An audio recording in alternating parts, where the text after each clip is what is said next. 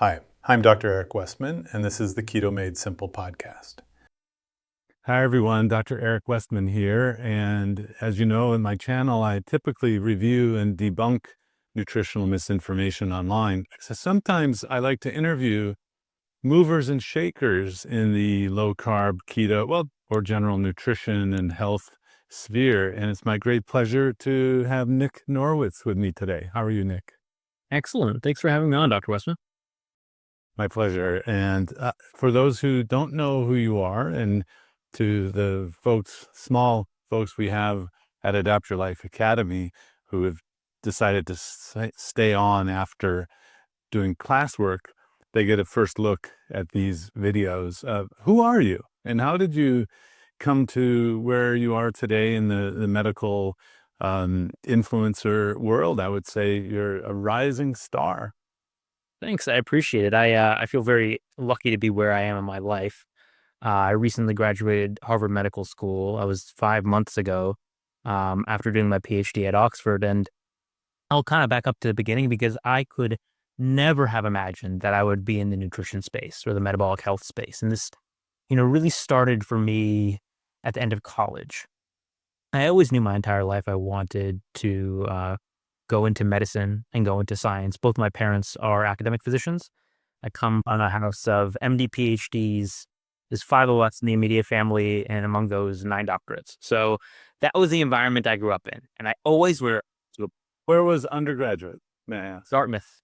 Went to Dartmouth in Hanover, New Hampshire, Yeah. and really enjoyed my time there. I majored in cell biology and biochemistry.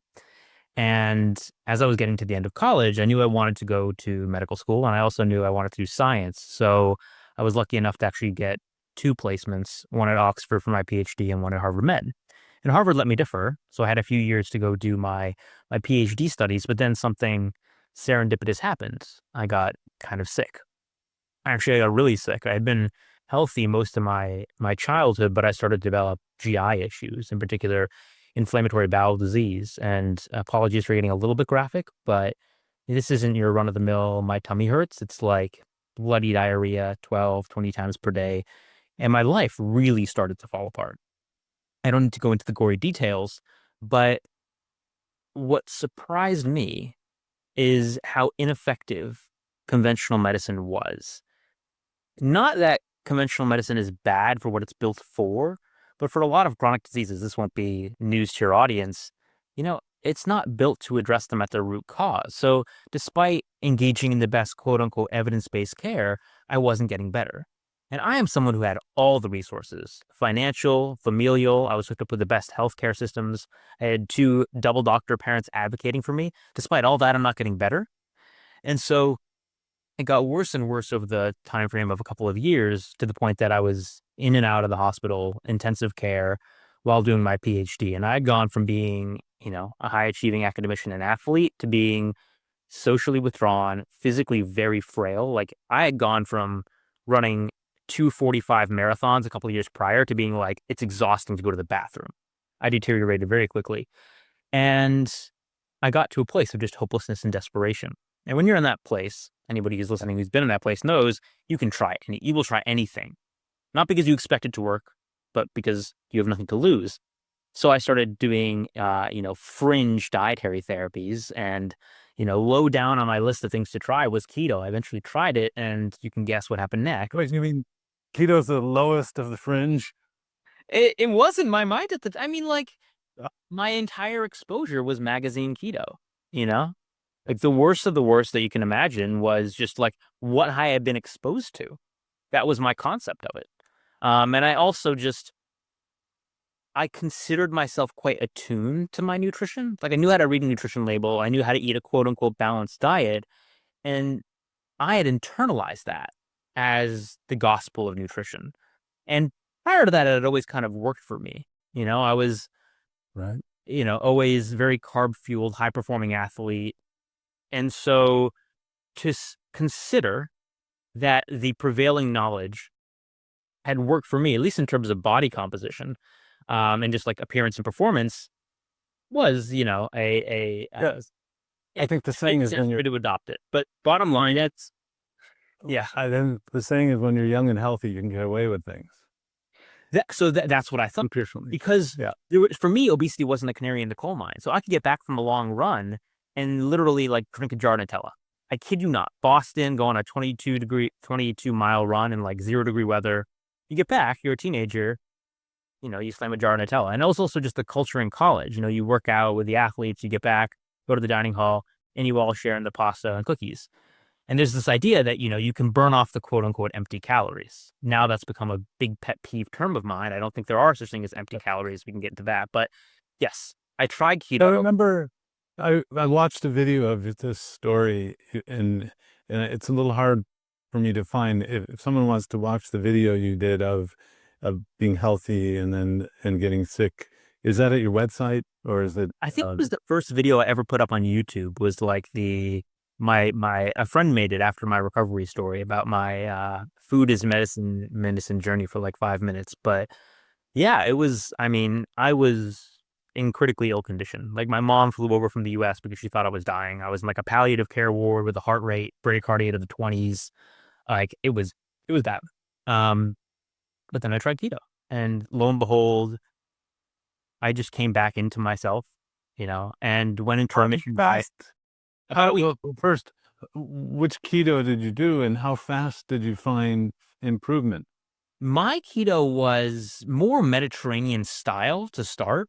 Like a decent amount of vegetables, a lot of fatty fish, a lot of olive oil. I kind of was blending what I thought of as healthy at the time with, a macro ratio that will be ketogenic. So I got into ketosis, and it was, a few days I was feeling more energetic. Within a week, my bloody diarrhea had gone away. Yeah, and it's so fast. That's fast.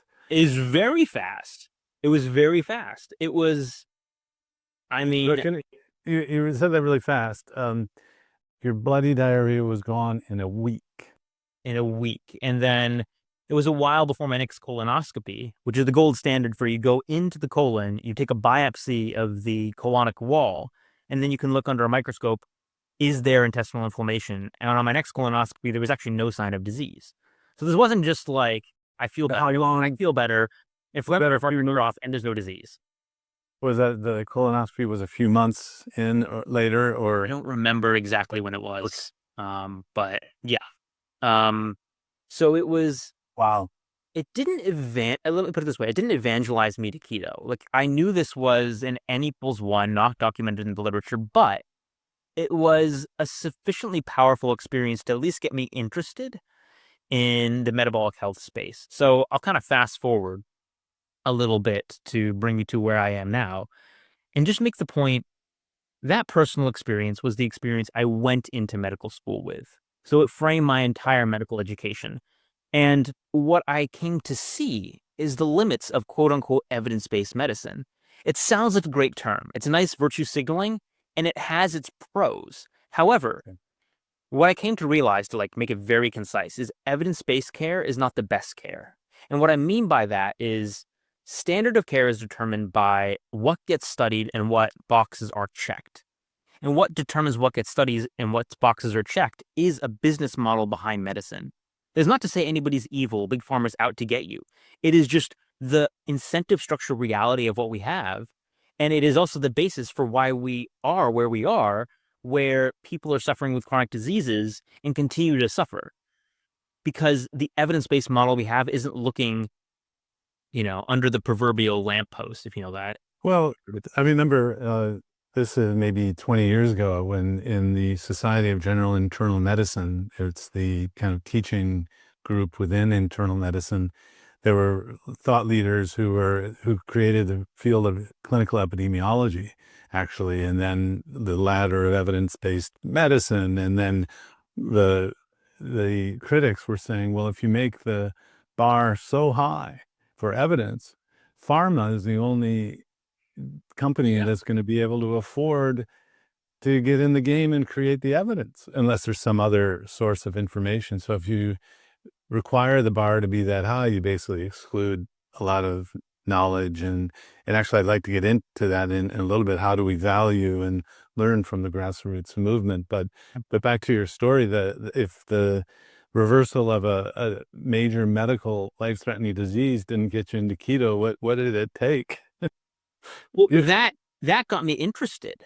That just got me interested in the space, and then I started like delving into the hard sciences, like waking up every day 4 or 5 a.m. and I'm just like reading Cell Science Nature and having my eyes opened to how incredibly interesting and hard a science this is. And also at the same time, I'm just dabbling with social media, getting into like, groups where I can hear other people's stories. And one thing I say on repeat is the most remarkable thing about my story is that it's not at all unique. I'm an oddball in certain ways, but the motif of struggling in the system, becoming desperate, trying something quote unquote fringe and then finding it works for you and wondering how nobody told you about it before is a pattern I know you see again and again. And so that's what compelled me to put more of my effort into delving into this space, communicating just around metabolic health broadly. Because when you start to unpack the basic science, even as distinct from the quote unquote, top of the hierarchy of evidence, and I have an issue with a hierarchy of evidence that I can explain, it's so remarkable. Like from a scientific perspective, it just makes me like smile and get goosebumps all the time. In fact, the newsletter I put out yesterday actually opens with a photo of my arms getting goosebumps because I read the paper. I'm like, this is so cool. And I just needed to talk about it. And the mitochondria jumping. Yeah, and I'm mind-blowing. But I learned what I do through two of my patients who did it without me. My patients taught me. I'm practicing at the VA in Durham, in 1998, and two patients lost over 50 pounds each, and this was remarkable. I sent my patients to the dietitian. It turns out it was a rare bird. I was a preventive-minded internist, which at the time, well, even today, is kind of an oxymoron because we usually react to things with medications. So two of my patients lose all this weight, and I said, I'm curious, what did you do? And one of them looked at me and said, all I did is eat steak and eggs. And, I fell out of my chair and learned by going to visit doctors who were doing this at the time. Now, if someone comes in, I'm eating steak and eggs, I go, oh, you did carnivore. That's great. So 27 years later, I realized that it's actually fine to eat steak and eggs. But so my problem with the academic world at that time, and even today, is that wanting to find the mechanism, there were too many. So we started publishing papers on obesity and then diabetes. And then they said, well, but they reversed or improved the diabetes. Reversal wasn't shown until the Verta studies years later. But diabetes is better, but people lost weight. And you change the diet and so you don't really know what it was. Was it the diet or the weight loss? And I was like, well, it did both. So when you have a multifactorial kind of approach and you're in a mechanistic, we want to know the one, variable world that doesn't fit. So you're coming to this, you're in medical school at one of the best medical schools on earth. Was there any mention of nutrition, let alone keto metabolism? Not any serious mention. No. And nutrition isn't required in the curriculum. Like you sit on one thing where they hand you a My Plate handout. But no, oh no. Oh yeah, no. There were worse experiences than that. I'm gonna not try to badmouth my experiences because there were a lot of great things that I experienced at Harvard Med. But it's not Harvard particularly. Like nutrition is just not well taught, and when it is even taught, I don't think it is taught with a mind to like the rigorous sciences that should be the basis of guidelines, even if there are any guidelines. It's more a repetition of the guidelines as far as what I'm hearing from peers at other medical schools as well. But I do want to emphasize something very positive, which was the student body. My peers were very open and interested. Well, you did a study with CGMs with your. So there was one day, and this is when I only had like a Twitter presence. I wasn't like big on this. Was first year medical school. I'm just kind of dabbling around. It was a moment. It was in our first year, and after class, a student got up and said, "Hey, we were just talking about fundamental metabolism. I'd really like it if Nick can get up and talk to the class." And I was just kind of like, I guess I will. So I got up and I babbled. I thought I was an idiot. But after that, a cohort of students stayed after class, which medical students are busy. They all have their own things going on. For people to stay after class to talk to you was awesome. And we just ended up standing around in the hall for like a half hour. And after that, forged a little pilot trial of using CGMs for medical education. So I basically just got hooked up with a bunch of Dexcoms, gave them out, and then we used that as kind of like, just wear this, see what it's like. What do you learn? And then use that as a nucleus for discussing some literature. And what I found in that experience, and then just throughout medical school, is like students are really interested and engaged. And that has just developed and evolved beautifully from where I am now. Like, we now have all graduated, we've gone our different ways, but I have friends like in various expertise. And then something comes out and they'll like DM me like, hey, Nick, this is a really cool paper. Do you want to cover it because of what you're doing? And so we continue this dialogue. I just think I'm really grateful to my classmates for being amazing people. And then, they're willing to learn from each other. Like, that's what you need in medicine is a team sport. And unfortunately, my place. And You also had unusual access. I saw the interview you did with Professor David Ludwig recently. You had access to Dr. Ludwig, which Professor Ludwig, David was a rock star in my corner. I won't go into the details, but I did get myself in trouble more than once. David was there to talk to me. It was actually, we just had a barbecue. He was he lives in Denmark a lot of time now, but he came back. And we had a barbecue at my house. So he met my parents. And one of the first things I said, or he said when I met my dad, David says, like, my dad, I'm sorry I couldn't keep Nick out of trouble. And then my dad's like, or I'm like, it takes a village to keep me out of trouble. So collectively, my family and David made sure that I didn't get kicked out for grad. Can you talk about this publicly? This sounds... I'll tell you off air. There's some things I'll explain at full fact. I can't say it publicly yet. At some point I will, but let me... It wasn't until I was in residency that I started to, ruffle feathers. And I will say, I will emphasize, all of my behavior, I feel, was very ethical. Let's leave it at that. Sometimes when you go asking questions that people don't want you to ask, you get in trouble. But that's what's got me in trouble. That's what got my dad in trouble his whole life. My dad, I'm going to blame him for this. When I was little, he always told me, if you're asking a question and you don't get a satisfactory answer, keep asking. If you keep asking and then people get angry and still don't give you a satisfactory answer, it means you're probably onto something. So you definitely should keep asking the question. So I've lived by that my whole life. It's got me in trouble once or twice or many times. Now I can imagine you're at the sandbox and your parents are having you do experiments in the sand while you're a little toddler. I know a couple children of MD, PhDs. Anyway, but that's great. And so now your ulcerative colitis is in remission years later? Yep, 6.5 years. No, the first day I tried keto was July 19th. June 1st, 2019. And basically since then it's been in remission with the exception of one episode following I do some N = 1 experiments and I got a little bit cocky and that you've sacrificed your body for science and your Oreo experiment.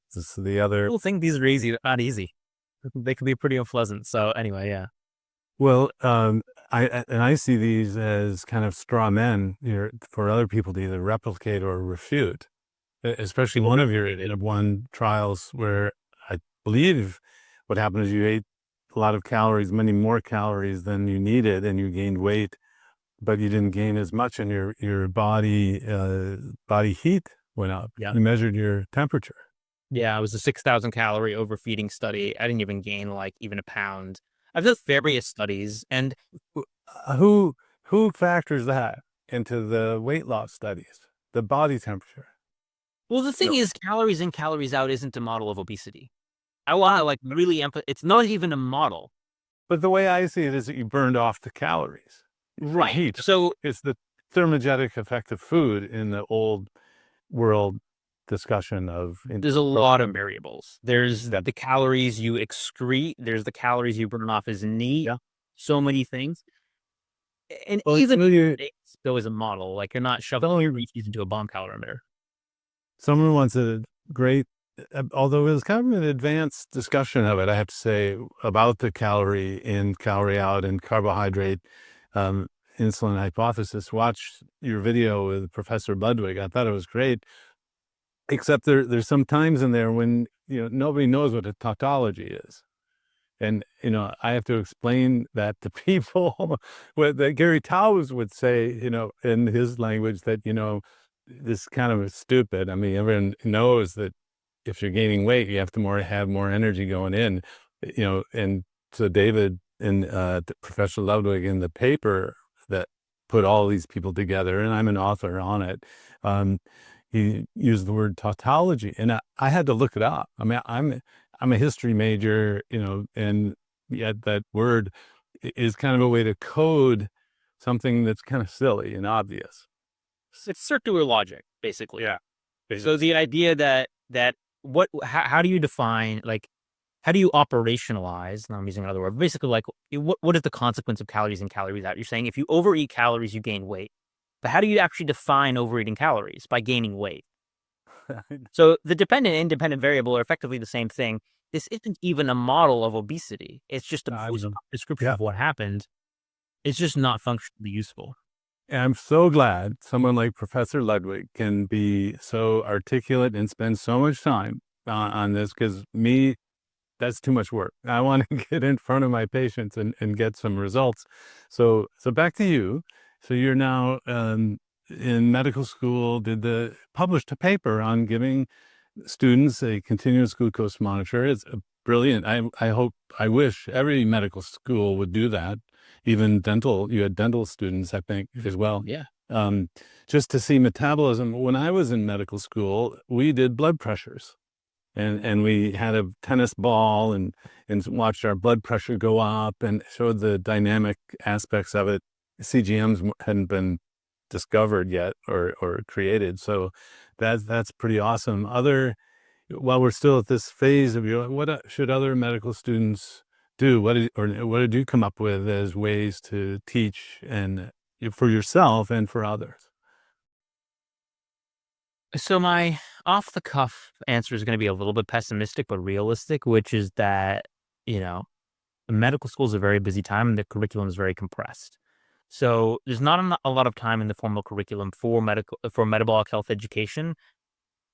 It then falls upon the students to seek out this information by themselves, which you're just busy. You're studying for exams, you're doing rotations, you're doing your extracurriculars and your research, for residency if you want to go into academic programs. And so it really needs to be internally motivated right now. I do see that changing, but I think, to your earlier point, or what you alluded to, I think it's going to be forced by grassroots, bottom-up pressure. Because I think population is just becoming interested. And there was a group, Physicians Ought to Care, and it was an anti-smoking group, really tobacco group, but it was a organization at the medical school level that it would be cool to get a metabolic health organization that, there'd have to be some external support to get it started, but to band together students who were interested about it. But I don't see the same anti-sugar groundswell at the moment that there was for anti-tobacco years ago. But that's too, so, at a medical school level, though, when I have tried to interact and change things, they say it's full, but then I say, well, what drives what you teach? And they say, well, we need to teach the medical students how to understand what the drugs are going to do. The drugs that they're going to be prescribing. Like, wait a second.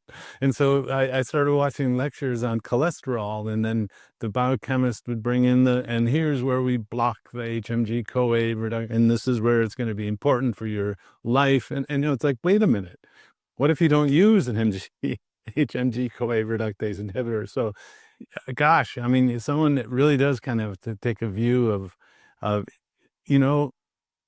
does what someone put in their mouth matter for human health or medical school? So here's what I think is going to happen. I think both you and I probably share the opinion that things could be reprioritized and basically the entire curriculum could be rewritten. Realistically speaking, neither you and I are going to make that happen. However, I do think most doctors really want to help their patients, and most doctors in my generation are also seeing what we're currently doing is not helping. So they're looking for solutions. And where are they best looking for solutions, or they should be, is in their patients. So just like the experience you had, you said 27 years ago, I see that's going to be happening more and more with people having access to information via social media, just the internet, bringing it to their doctors, going through their own journeys, and their doctors just discovering, look, this is undeniable that we need to change, the way we approach chronic disease. Still build on some of the amazing innovations that conventional medicine brings for like acute care.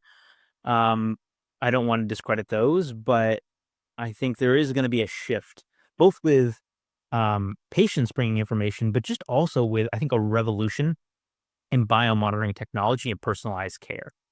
Right now, when we talk about that hierarchy of evidence, you kind of put these, randomized controlled trials on the top. And at some level, that makes sense. However, an undeniable truth of that approach is these trials are still done on heterogeneous groups of humans. And so you can get a statistically significant result, even with an intervention that does not help the majority. So the real question is, how can we approach this with more precision? And as we are developing tools to identify with finer resolution, what's the unique pathophysiology in an individual, and I can give examples of that in the diabetes space, I think there's going to be a shift towards the RCT not actually being the gold standard anymore, and the gold standard being using machine learning and AI to direct personalized care, targeting what are the dominant pathophysiologies in a given individual. Well, so there are times when all you need is one person to show penicillin for meningitis, penicillin for, so if something is uniformly fatal and you administer a dose, so penicillin never went through randomized controlled trials. It didn't have to, right? So but the idea of knowing the safety of something, so you can know something works. That's pretty easy to demonstrate. Right. But the problem with safety is and I've seen surgeons get up, well, any medical person who has a new treatment, and I've done 10 in a row and there's no problems. Well, let's see. So the 3/n rule says the upper 95% confidence limit of having no outcomes in 10 people means it still could be 30%. 30% death rate. So the more people you have, the more confident you are on the safety of something and tolerability. So let's well, wrapping up on your personal story, I wanted to get to a more scientific question. But so nowadays you're healthier, and you continue to eat in a low carb kind of way. Yep. Yeah. I have no reason to stop. Yeah. So I'm seeing a lot of young researchers and doctors eating not even having many vegetables at all. Certainly you must have fruit every day. I'm okay. You don't have to have fruit. And then I'm getting more comfortable with the idea of no vegetables because you can get all the nutrition you need.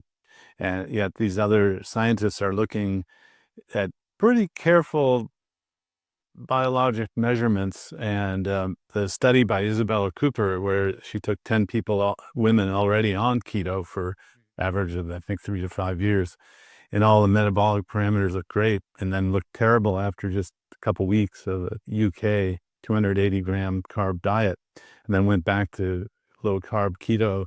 Things normalized again.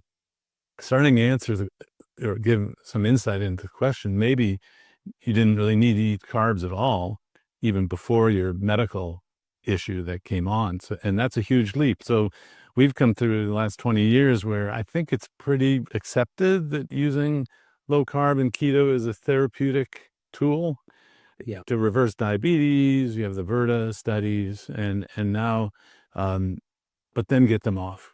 My colleagues will say, but once you're there, get them off that diet because it's going to hurt. That was a slide from 25 years ago, and it was called the Atkins diet. There was a cartoon of the doctor going, I know it reversed your diabetes and obesity and you're feeling better, you're off your blood pressure medicine, but that diet's going to kill you.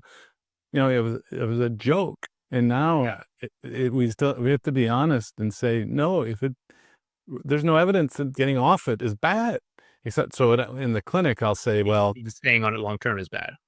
well, staying on it may be okay. And the thing is, we're not using research that's been done before. We're following people in real time in their own lives. Like you're saying, we can't study everybody. And the personalization of this is to a point where if we can examine the insides of the coronary arteries of somebody to see if what they're doing is harming them, that's going to help combat the big naysaying that this is necessarily bad. But so you decided to continue not to eat carbs. That's great. And so now my question for you, I need help on this one, is how to value or not the grassroots movement. So when I started to look online 25 years ago, there were some pre-post pictures of people doing Atkins. They're heavy and then they're skinny. They're heavy, then they're skinny. And so people can climb Mount Everest, but not everyone can, right? So you can see that people are doing it, and that or maybe not. Maybe we don't trust internet information. Maybe are there validated questionnaires or comment section where so with this grassroots chain and change in this enormous amount of information, how can we harness that information? Or maybe we shouldn't. I've seen surveys done of self-described carnivore eaters, and we've done surveys of Facebook groups and things like that. How are you looking at this as a new source of information? If someone writes a comment on your video, YouTube video, does that have value? I mean, it could all just be selection, but it could all be bots. Or how do we handle the information and figure out for whom, as you're saying, this might be good, might not be good, with new data synthesis tools we have? So I guess, the infinitely difficult question is, what is the source of truth? And academics Well, let's say the health of the human in front of me. Yeah, no, I'm unfolding. So I guess the juxtaposition could be this idea of a hierarchy of evidence. Like the most rigorous evidence, the, metabolic ward controlled trial. It sounds nice. It has the bells and whistles. And so you want to put it at the top of the pyramid. But the fact of the matter is, but if it was only 2 weeks.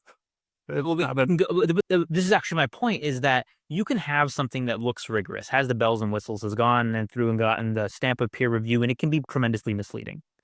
Now, it's true, the internet on balance has a higher chance of being misleading. But I guess what I'm saying is there's no direct and easy answer to saying this is where you can find truth, because all the data pools are a little bit messy. So I think the best solution we have is to have open and nuanced discussions, not settle for simple answers, and provide frameworks and ways to think about things, and provide tools for people to then go safely experiment on themselves. I can provide you all the information, from the basic metabolic studies, the randomized controlled trials. At the end of the day, the question the patient needs to ask themselves is, how can I experiment with this safely on myself, and does it work? And then who can I ally with, like, a physician, to help me work through this process as an ever ongoing journey? So there is no clear answer to the question, how much value does X have versus Y?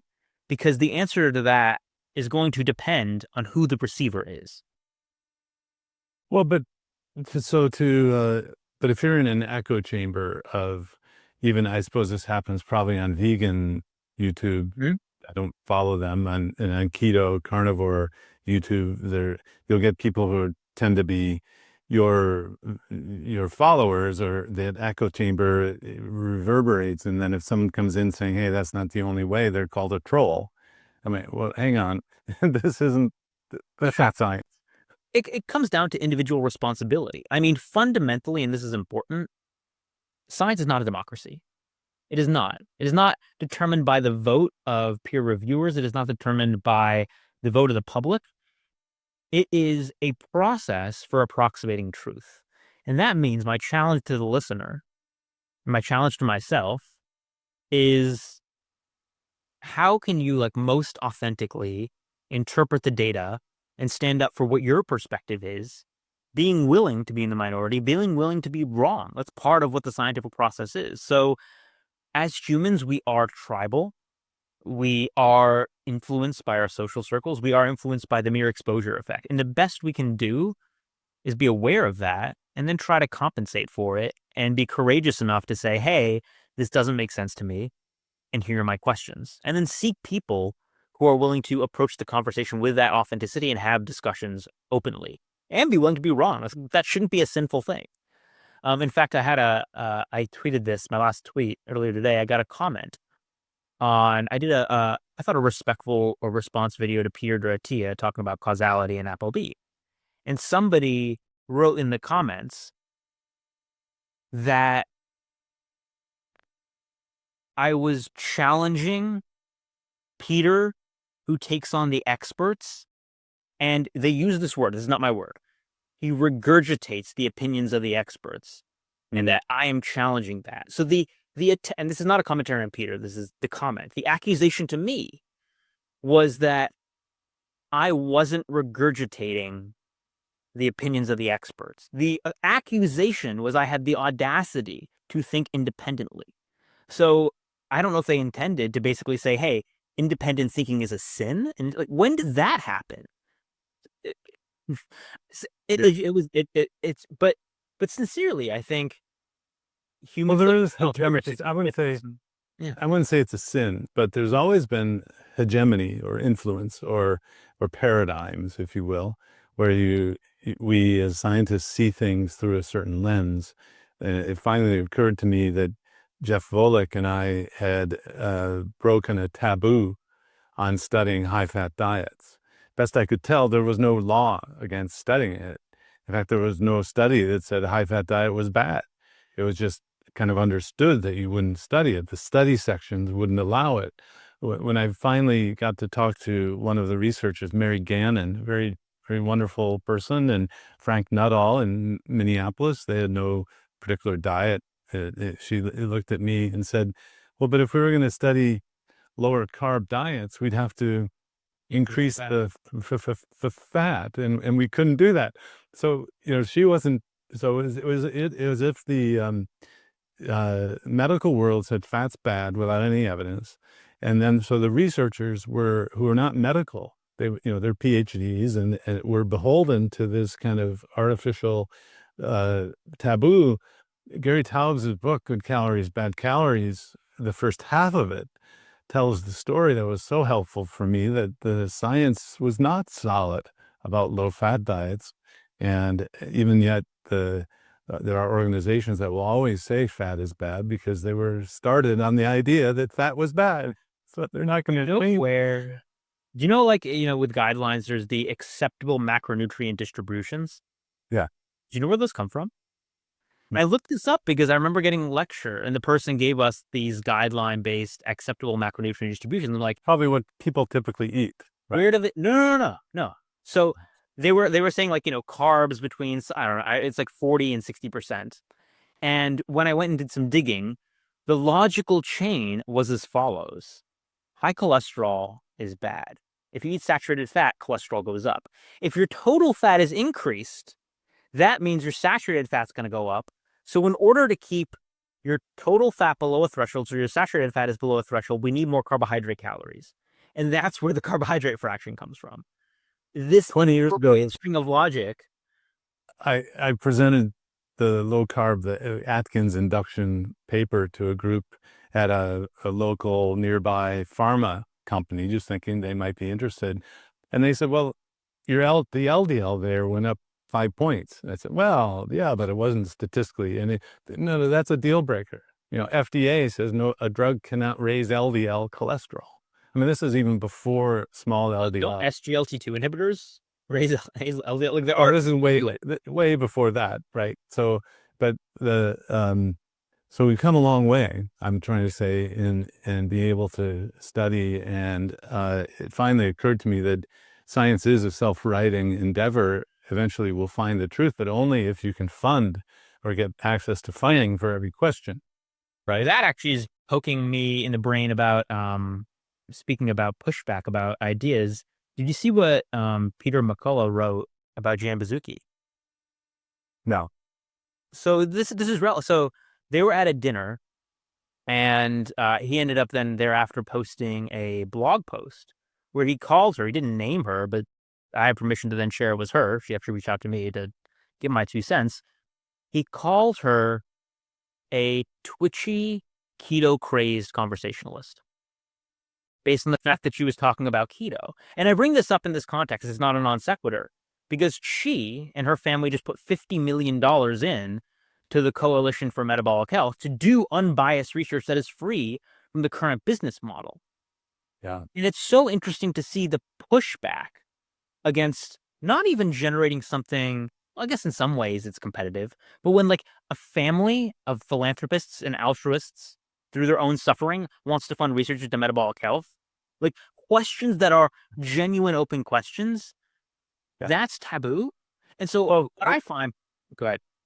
There are those who come to keto to be nihilistic and anti-establishment. I saw that during COVID times, where the people who came to keto who wanted to just rabble around, they thought widely beyond what science was saying. So, but they were rabble. So keto can be perceived as kind of quackery and way out there by people in the mainstream, but the idea that a family affected by someone is influential started, best I can tell, with the Charlie Foundation, where the child happened to be, fortunately, the son of a movie producer. And so the Charlie Abrams, and so his parents start looking, and the experts said, we want to operate on your child for epilepsy. And they said, hey, wait a minute, let's go look. And so they found this, it was like embers brewing at Hopkins. There was one person still teaching the keto diet for epilepsy, and they went and it created this fire starting to burn again. Yeah. And Charlie, best I can tell, I saw him at a metabolic health summit meeting a few years back, doesn't need to do keto anymore. I mean, he's a grown man and he kind of grew out of his seizure disorder. But we need to be able to get access to funds beyond just family of people affected. But your parents haven't started a foundation yet? Wait. My parents?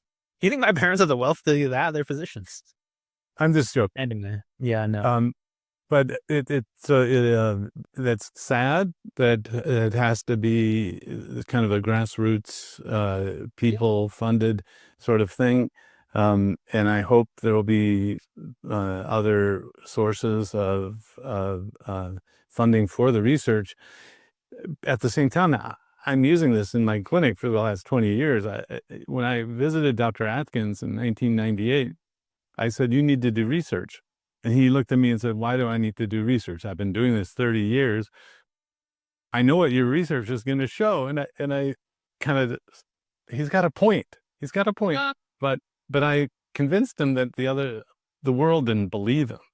So there was this big disconnect. And so he funds the first science with Volek and me with a check from his personal checking account.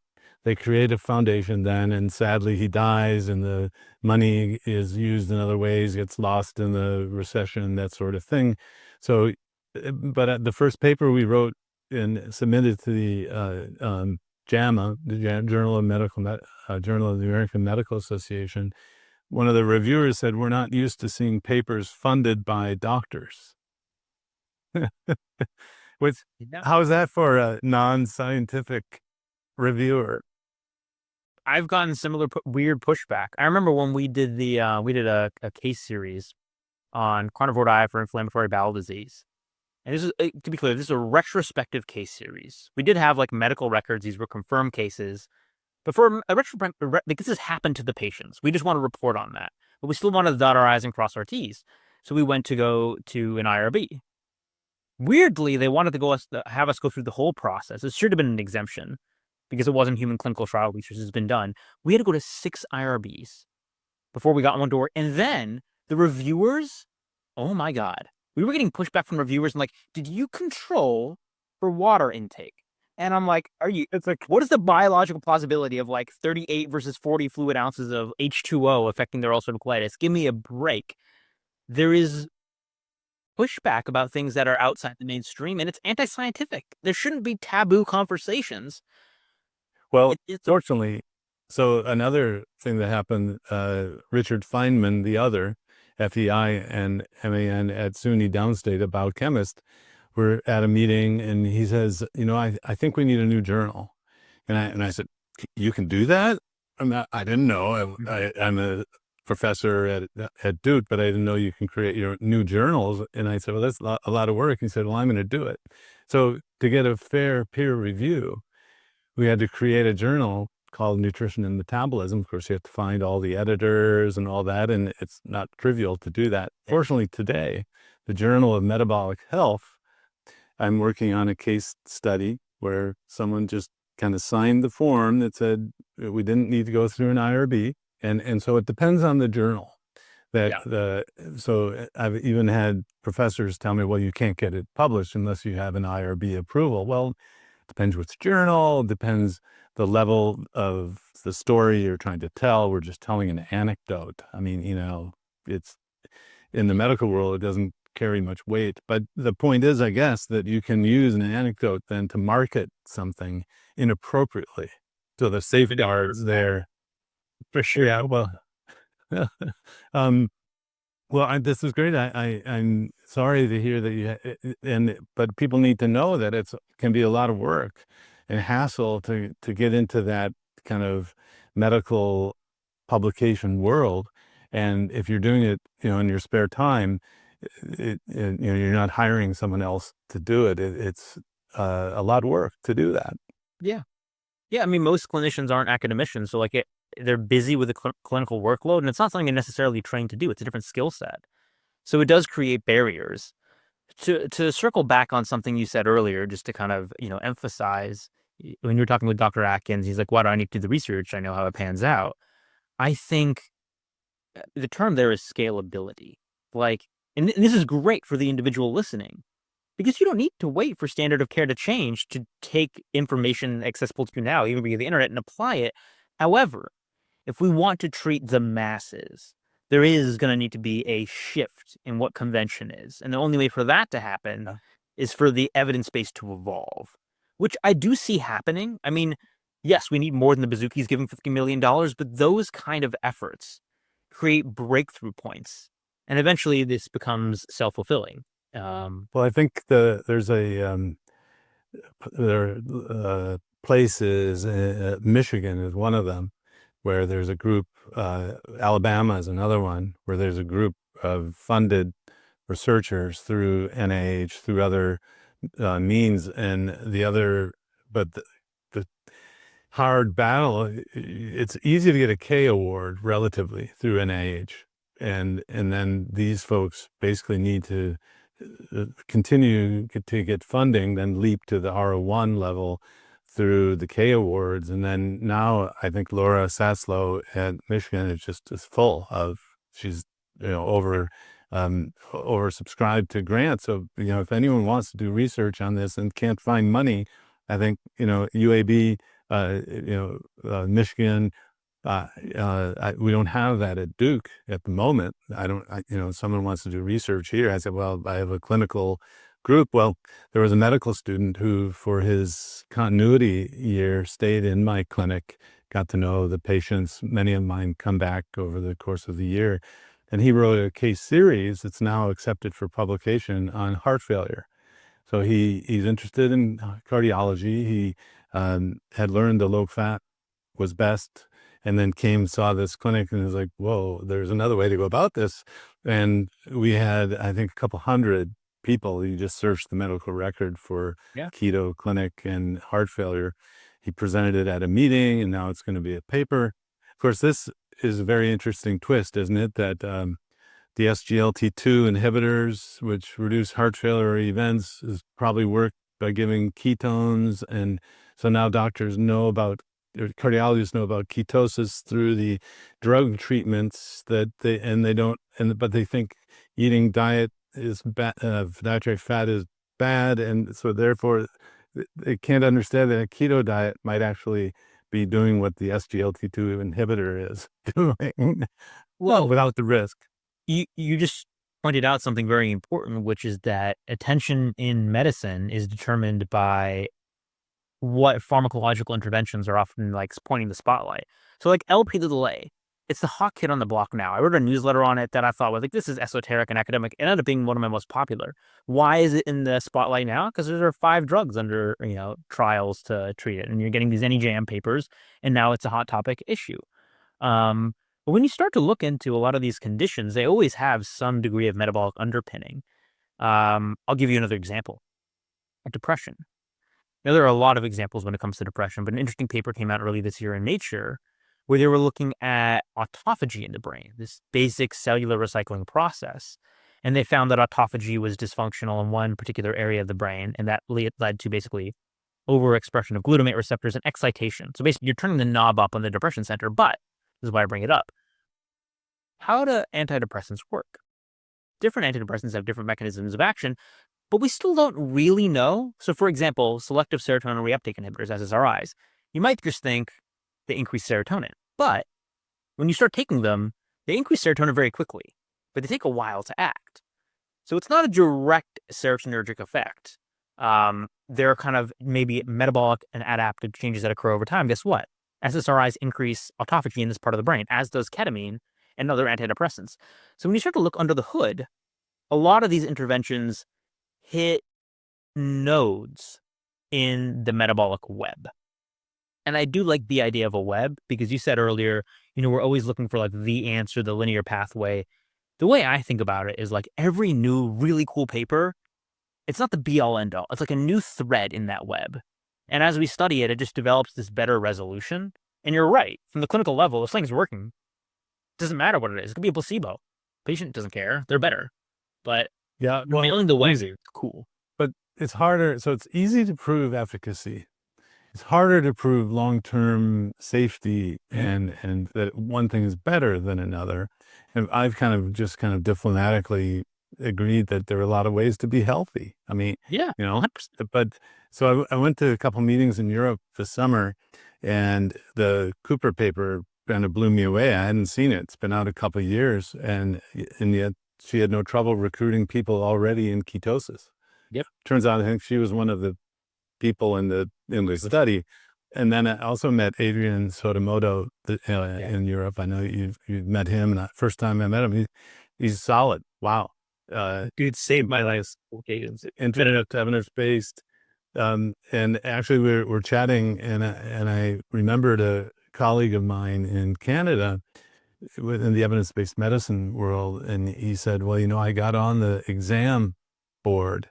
So, and we put likelihood ratios on the exam that doctors have to study for.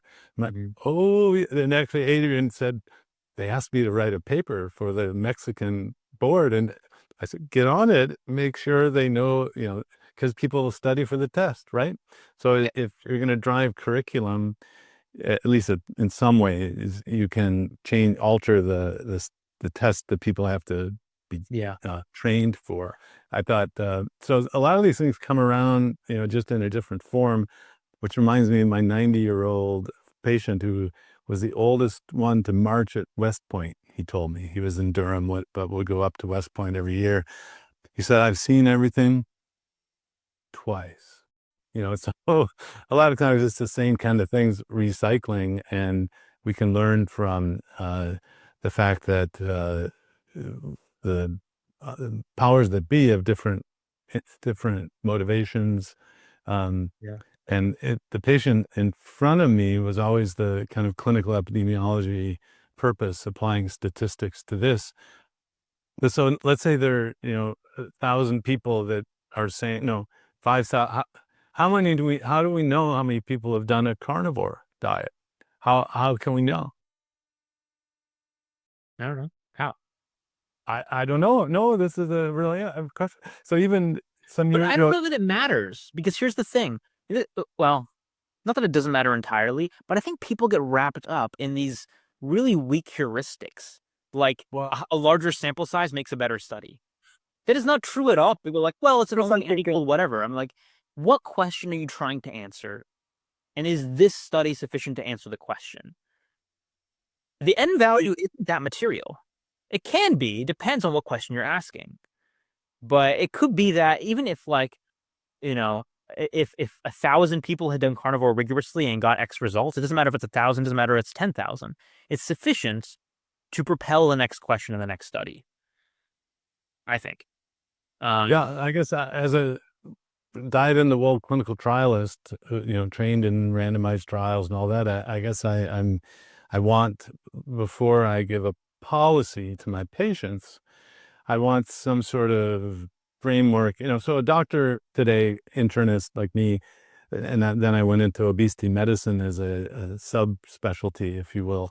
Um, a doctor has no qualms saying, well, here's here's a GLP-1, or here's an SGLT2 inhibitor. It's FDA approved, which means it's gone through some vetting, some studies, and a doctor doesn't pitch it like, well, this might work. It's might not be good for the long run, and you don't want to stay on it too long. But so how can we tell doctors that this is like an FDA approved drug with that kind of emphasis and confidence? You can tell people to do this. Of course, the way you teach it, pharma is brilliant because they put it in a little pill, and if the pill's too big, you can put it in powder, and so we're teaching something that it needs to be simple, I think, and for it to be doable and sustainable, that scalability thing. And so getting back to where Dr. Atkins said, I know what you're going to find. I realized that no, there's selection bias. He might have taught someone and they might have died and he never knew about it. So in a clinic, you can't see the people who don't come back. My parent, I had a father who was an academic psychiatrist, and the old joke back then was doctors bury their mistakes. That being the surgeons and the errors that they have. So that dark humor was in my mind when I said, well, a referral obesity medicine specialist like Dr. Atkins, one can't necessarily know unless they do a systematic study what happened to all those people. So I still, how many people have done carnivore without any side effects? Or, so I did a Reacts video, and some of these people were like, well, I didn't feel right, or, well, I was a little tired. And it was like, they didn't drop dead. They, doing a carnivore diet, it was all like, so I guess but great question. Why do we need to know? I wasn't expecting that reply. That's good. Let me evolve that statement. I don't need to tell you. The art of medicine is making difficult choices with imperfect or incomplete information. And I think we just need to have more evolved and open discussions about what we don't know and what we might speculate on. So I'll give an example that came up recently. You probably saw it circulating around the internet because I made kind of a hullabaloo around it. It was this paper in Cell Metabolism around statins and GLP-1.